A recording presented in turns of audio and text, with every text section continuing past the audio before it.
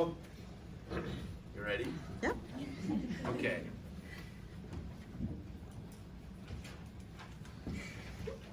So, ladies and gentlemen, before we get started on what I've decided to present here, I would like to say a few words. This presentation was merely based upon Chapter 13, and I was kind of disappointed that we didn't have the time to discuss it in class. So what Chapter 13 is focusing on is merely the history of life and how the diversity of animals came to be. So I had the privilege into showing you guys out that merely briefly about the history of life. So with that said, what is life? When you think of life, do you think about like going through your everyday business, or just sitting out in the porch, eating a sandwich or whatever your favorite food are? Or is it you just sitting here listening to my presentation? But biologically speaking, life it doesn't have a broad definition. Although within the scientific community, we have discussed life as something that is incomprehensible. It's something that is difficult to understand, even for me. So, with that said, life is something that is quite unique to planet Earth. And it just so happened that Earth was in the Goldilocks zone within the solar system. Not too hot and not too cold, but just the right place and under the right conditions for life to flourish. So, let's begin on our little presentation here. So, the outcomes of this presentation is to estimate the number of species that has lived and flourished on planet Earth. And we are going to briefly discuss the history of life and maybe about the domains and kingdoms. And within the history of life, there's a huge biodiversity of many different types of animals. Because the world, the ecosystem, is sort of like a stage play. And the stage play has been reconstructed with different kinds of settings and characters. But what makes all of these events correlate to one another is that they play the same sort of role. So let me tell you, what is the driving force for life on Earth? The driving force for these settings to come and go. It starts with an E and it ends with an N. Anyone? Evolution. What'd you say? Evolution. Evolution. The evolution is what made life the way it is today, and all other life in the past. And as what Ms. Zadia's pointed out, animals have to change within their environment, because the planet as we know it, it constantly changes over time. And creatures and many plants and fungi have to adapt to these new changes. And in the end, we start to consider ourselves here today. I mean, no other animal could live up to what we are now. And if you really think about it, if you would have considered Chapter 15, we are what determines Earth's future, because of what the effects of what we're having on the planet. and I'm sure you know that by now. So let's dive right in, shall we? So, the geological timescale. This is how we determine how old the Earth was. And it is an important reference tool for studying the ancient world.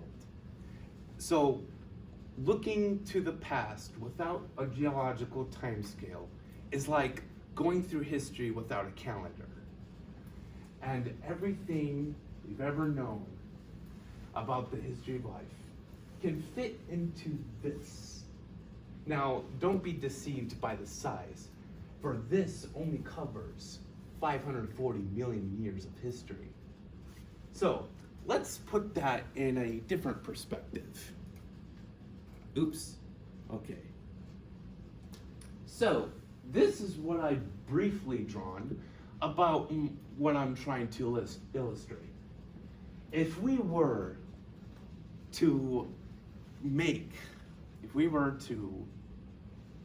make an entire history of Earth into a book, it would be 4.6 billion pages long, and it would be 145 miles long, and it would take you 17,503 years to read it from end to end, with no bathroom breaks. So, page 1, Earth forms 4.6 billion years ago. Earth has formed by the collision of many of ice and rocks that have collided within each other during the formation of the solar system, which happens at the same rate. And fun fact is that the formation of Moon has been created because the young Earth has been collided with a different satellite, and this created a huge catastrophic impact on the Earth. And with the remaining remnants of what the Earth was, those tiny particles sort of came together into the axis, because the large satellite in space, it's sort of large satellite in space. I'm sorry, I'm getting confused. Take your time. So the large satellite in space, it sort of has this gravitational pull that helps grab stuff. Let me try to illustrate it here. So the Earth has been impacted by a different form of satellite, and these particles sort of come in and start circling around the Earth, and that is how we get our moon. And this is astronomy, so I'm not going to get big into detail here. So the Earth forms 4.5 billion years ago. And the way we process through the geological timescale is that we divide it into sections. So the biggest sort of time is called an eon.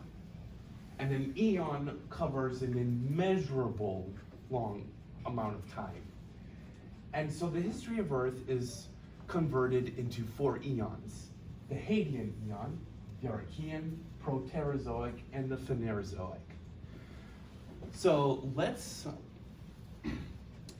and those eons themselves are converged into eras. And eras are converted into periods, and periods are converted to epochs, and epochs are converted to ages. But I'll get into those a bit later. So the Hadean Eon. Who can tell me briefly about what the Hadean Eon was? Anyone? Hell. It was basically hell.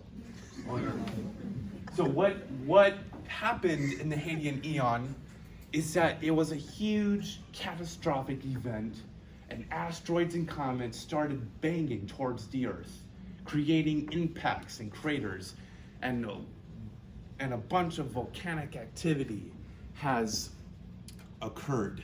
So it looks like this, briefly.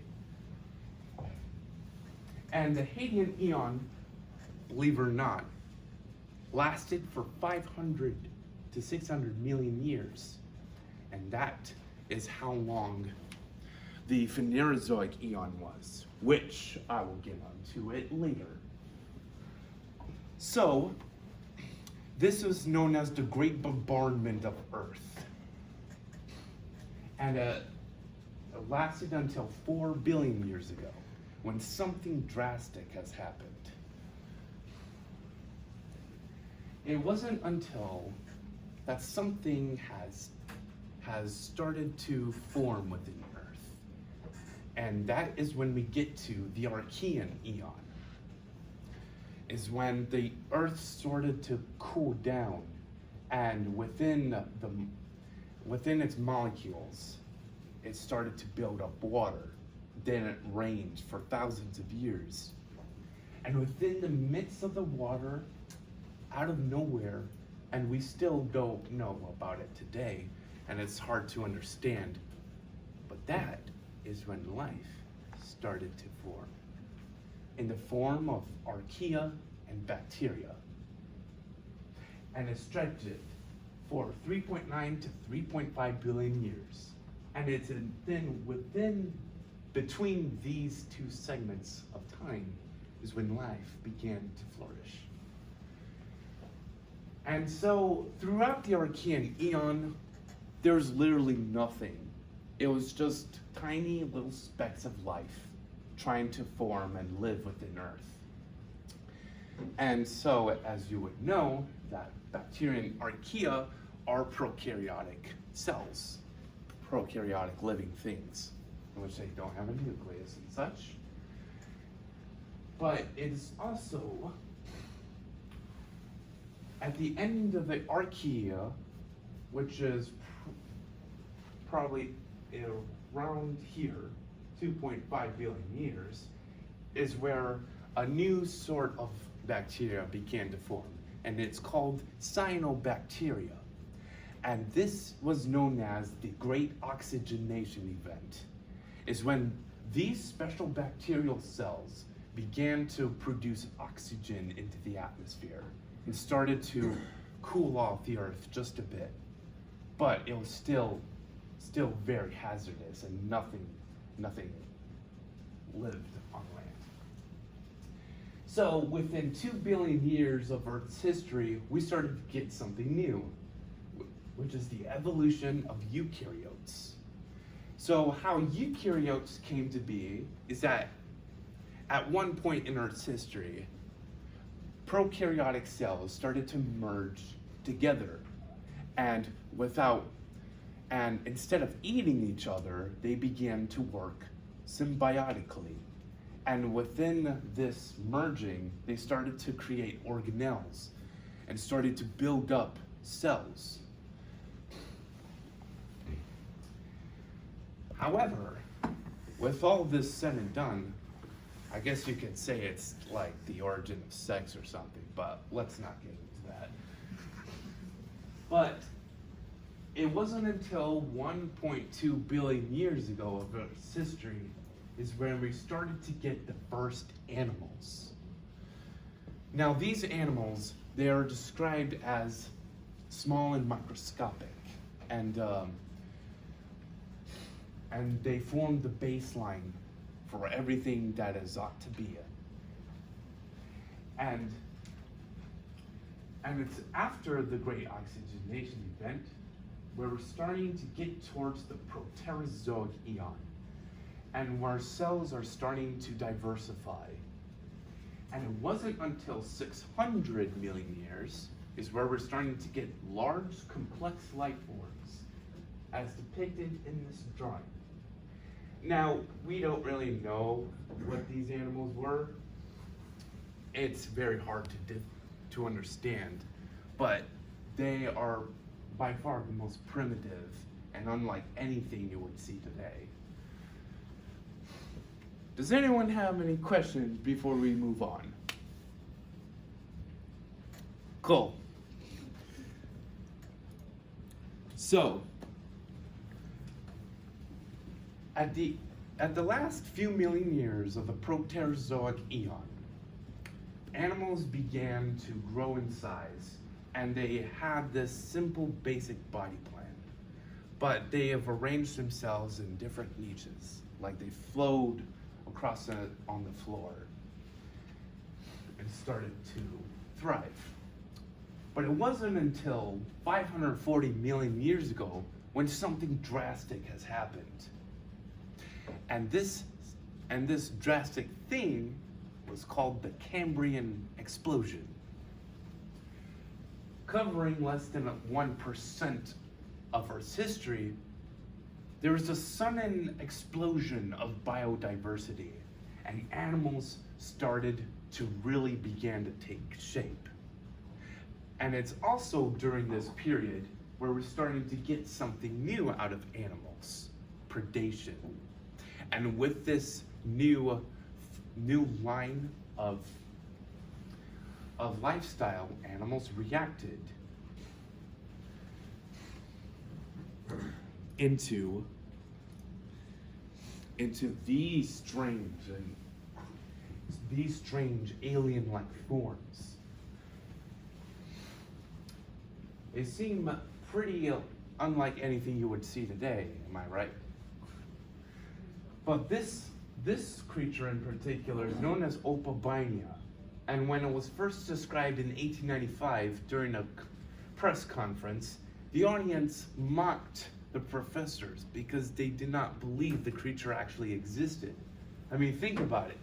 We're talking about an animal the size of your finger that has a 16-segmented body, 3 pairs of tail fins, and 5 eyes, and a long proboscis with its mouth underneath it. Now, the greatest deposits of Cambrian fauna is within the Burgess Shale in Canada.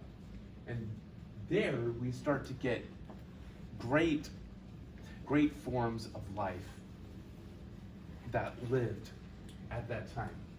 And one of the largest animals to live in the Cambrian was a creature known as Anomalocaris. It had two prehensile appendages on its head, used to grab prey into its mouth, which is underneath it. And this creature grew to 1 meter long, and at the time, it was the largest animal that ever existed, and also Earth's first super predator. And it was also within the Cambrian where we're starting to get something new. Now these fish-like creatures, they seem like insignificant and small. But you know what? They are the earliest examples of Earth's first chordates, which give rise to many animals that you know and see and love today. So going back to the world map, this is what Earth looks like during the Cambrian. It didn't look very much, and the oxygen levels weren't as high as they are today, but life still flourished in the oceans, and that is how life began. And throughout the course of the Paleozoic era, which is the beginning of the Phanerozoic Eon, which is the eon that we currently are living today. But believe it or not, the Phanerozoic Eon covers only less than 11% of Earth's history. And that's everything you know and love. And the world back then, it had fluctuations within its temperature. It was relatively hot within the dense Earth. And it wasn't until the Ordovician where we started to get the first glaciations. And the continents back then, they moved relatively fast, only about a foot a year.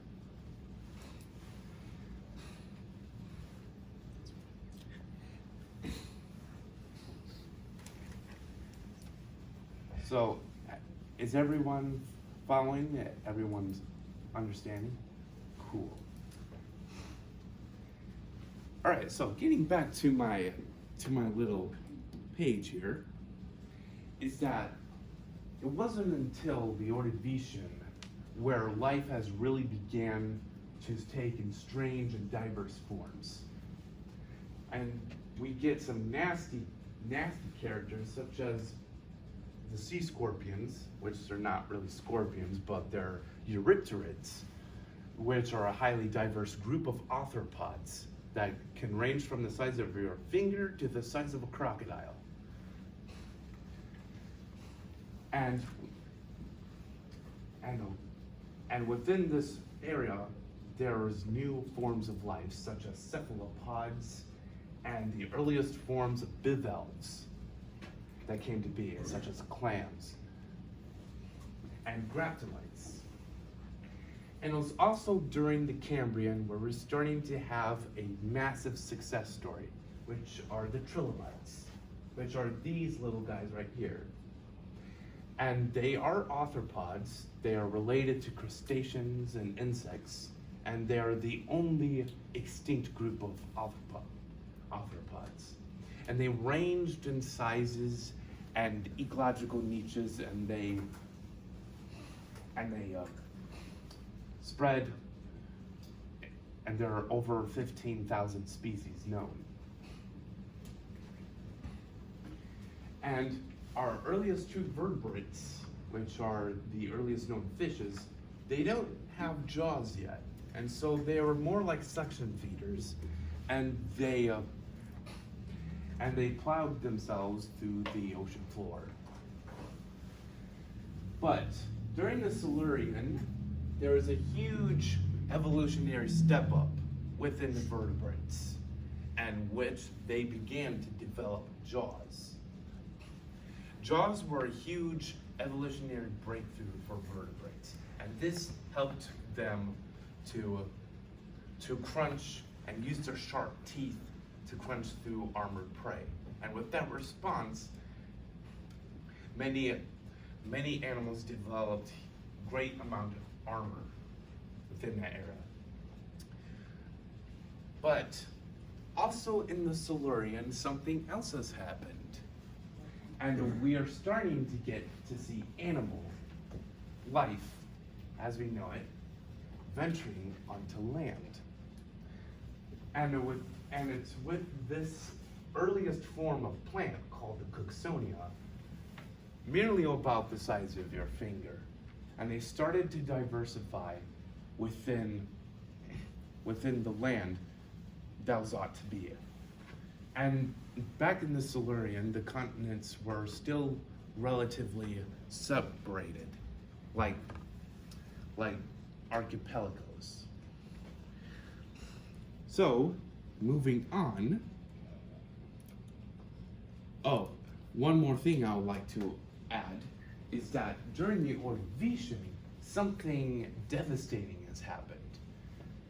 Is that in the atmosphere, the oxygen levels sort of plummeted, and this is when Earth faced its first glaciation. And the ozone layers are filled with gas and carbon, and this acted as like a poison for many marine invertebrates. And with that, the Ordovician marked the Earth's first mass extinction. Around 70% of total animals have gone extinct. So, towards the Devonian, we're starting to see animals in a much more different light, and they're starting to really fill in their niches, and they spreaded themselves with different sets of body plans. And this marked an evolutionary step up for the vertebrates. And it was towards the Devonian we're starting to see the earliest forms of sharks and the placoderms, which were a diverse family of primitive fish in which they have teeth that is not actually teeth, but modified plates, such as Cocosteas, right here, only about this size, probably that big. But the largest was Dunkleosteus, which reached 20 feet and had an extreme bite force, and it was considered the top predator. And many forms of invertebrates, such as this early ammonite, started to appear.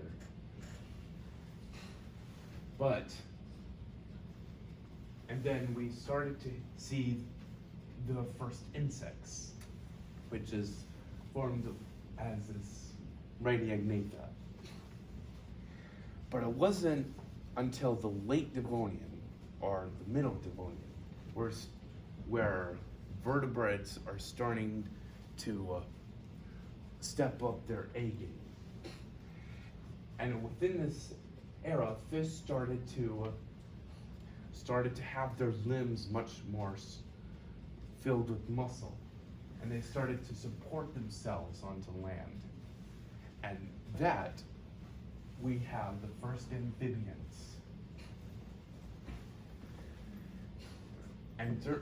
And within this time, the Devonian plants began to diversify, and the first fungi has appeared as the form of Prototaxides, which was 26 feet tall. And it wasn't until the Carboniferous period, in which it got its name from the huge amounts of carbon that was formed in the atmosphere, where trees began to evolve. And within the first trees, we started to see the first forests. And there was so much vegetation at that time, is that that oxygen levels skyrocketed to about 28%, which is much higher than it was today. And with that response, insects started to grow in size, such as Mesozoic, which had a wingspan of about 2 feet, the size of a seagull. And then we have scorpions the size of dogs, and millipedes the size of cars. But within the Carboniferous, we are starting to see the vertebrates starting to conquer the land. And then we have the evolution of the egg. Because back in the Devonian, vertebrates produced by having the females lay eggs within the water, and then the male will produce sperm and will fertilize those eggs. And those eggs didn't have a hard outer layer, and so they needed water for them to grow and develop. But it was during the Carboniferous is that when creatures started to rise on land, they started to adapt to features such as having dry scales, and this was the first reptiles. And their eggs began to evolve into having an outer shell layer to protect them from the environment. And we start to get towards the Permian. And this is where animals started to increase in size, because there are many different niches to fill in. And then we start to observe the synapsids, which are the remnants of today's animals.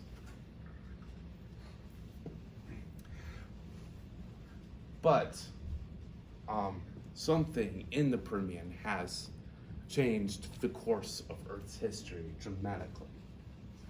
Much as like the mass extinction that has happened in the Devonian, but the mass extinction that was yet to come in the Permian, it setted a huge huge catastrophic event.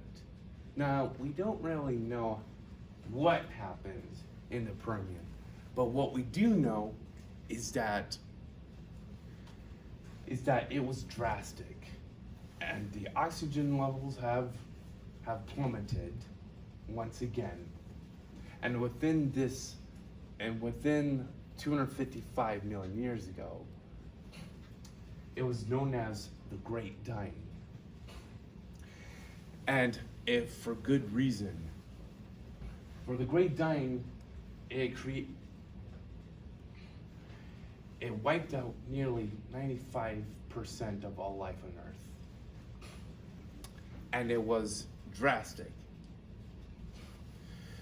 But within the midst, within the midst of it all, it seemed rather hopeless. And the trilobites, which were highly successful in the Paleozoic, were wiped out. But within the midst of it all, animals still had formed, and there were many animals that have survived this cataclysmic event. And these animals in particular were known as disaster taxa, and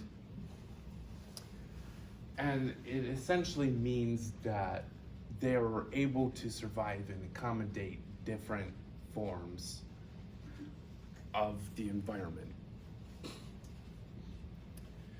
And the Great Dying marked the end of the Paleozoic era, and we're starting to get into a new era known as the Mesozoic. After the Permian mass extinction, which was so drastic that it took the Earth 1.5 million years to recover, many different niches have been left vacant for many animals that were suited for it.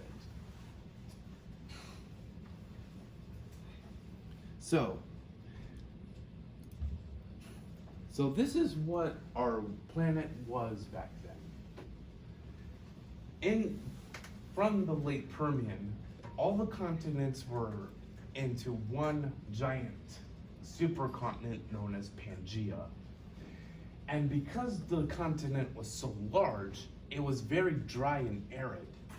And the North and South poles didn't have much glaciation as it had today. And within the center,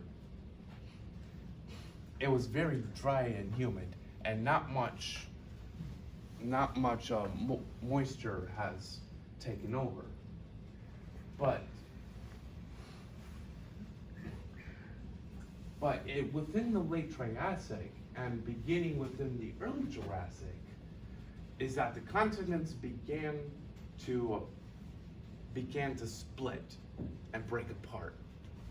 So how do we know that the continents were in one giant supercontinent? Well, let's visualize that for a second.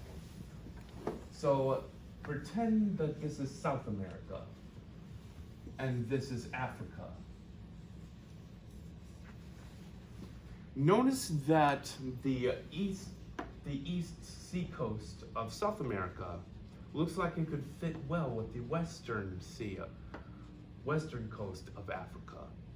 This was coined out by Alfred Wegener in 1915 on his theory of continental drift.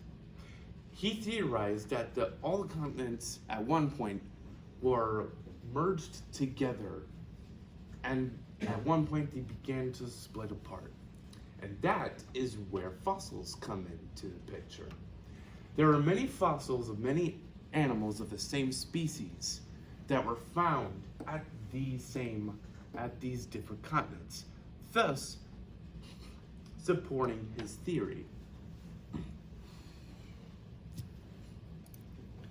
And during the Mesozoic era, we're starting to see the rise of reptiles.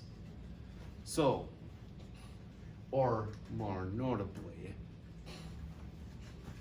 so within within the reptiles, many different forms have appeared. We're starting to see the rise of the archosaurs, which include crocodilomorphs, the relatives of crocodiles, pterosaurs, and yes, the mighty dinosaurs.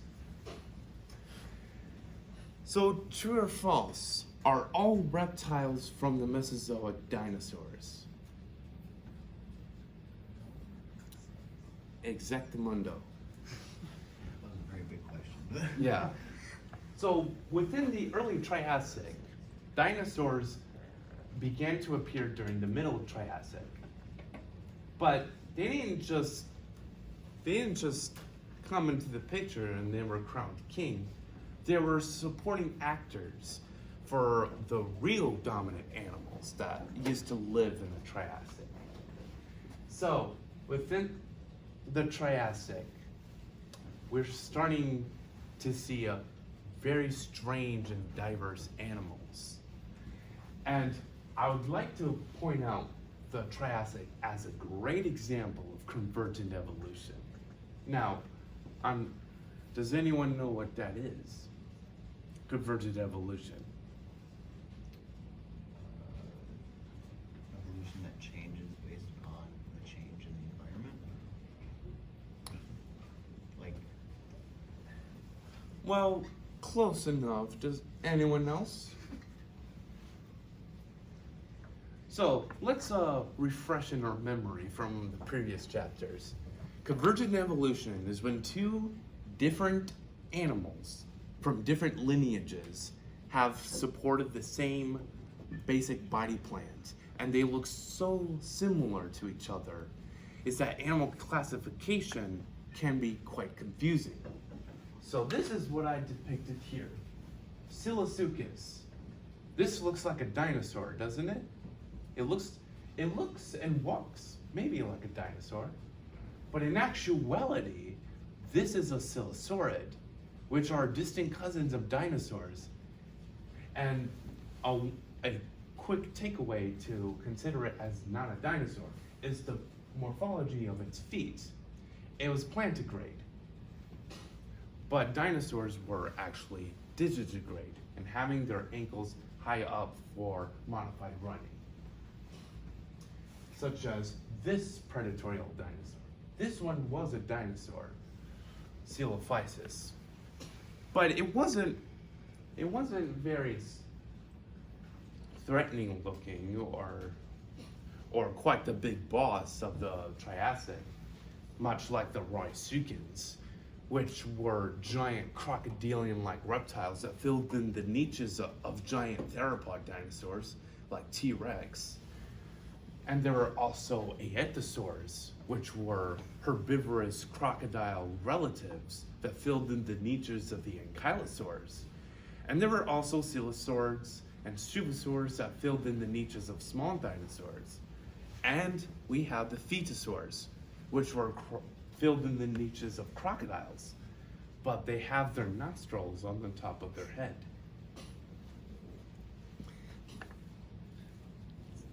Okay, so the Jurassic was the golden age of dinosaur diversity, and this is where dinosaurs began to increase in size to colossal forms. And during the Jurassic, it was fairly humid, and plants began to diversify greatly. But it wasn't until the Cretaceous where we're starting to see the first forms of plants, or flowering plants for that matter, such as this Archaeanthus. And we also have the first forms of pollination within insects and of such. But none of this would have happened if it weren't for the Triassic extinction that has happened, the fourth mass extinction. And if it weren't for that, dinosaurs would have never made it to what they are today. And I'm sure you guys know about the KT extinction, the latest extinction, the one that killed off 80% of all life on Earth, including the dinosaurs. But within this extinction, we have the Cenozoic era, which is the recent and the shortest era of the three. And the Cenozoic era marked the rise of mammals, which appeared with the dinosaurs. But the mammalian history covers,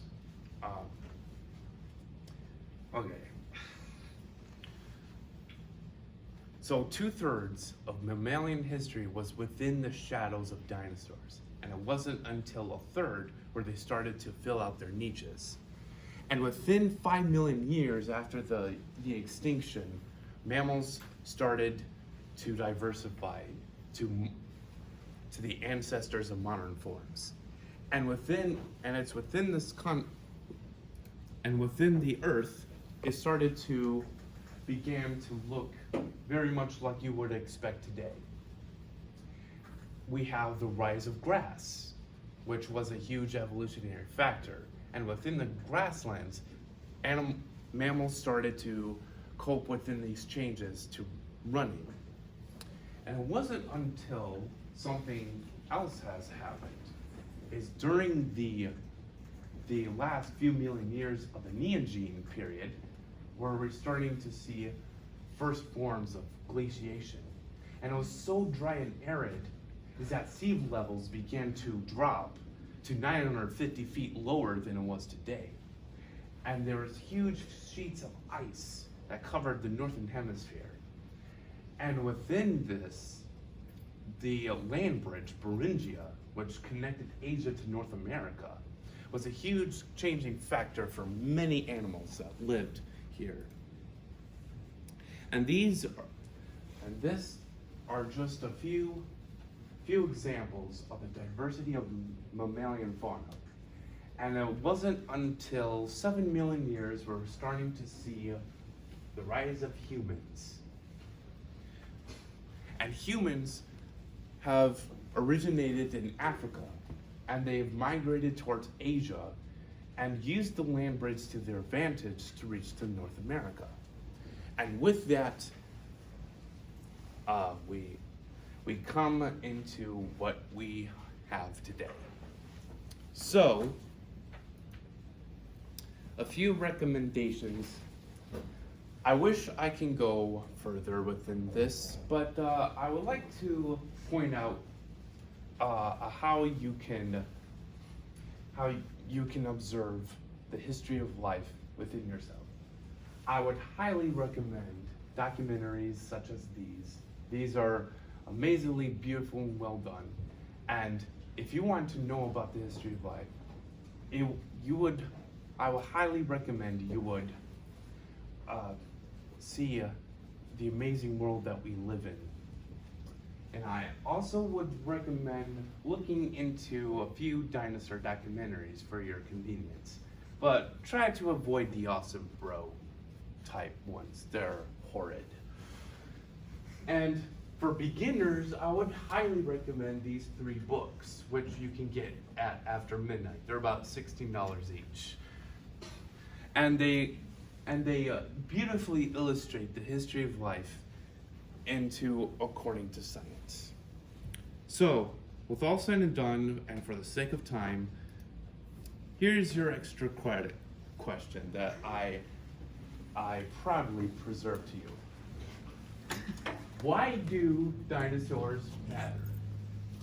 So, in your own words, write a short paragraph explaining the importance of finding discoveries of creatures and living things that are long extinct.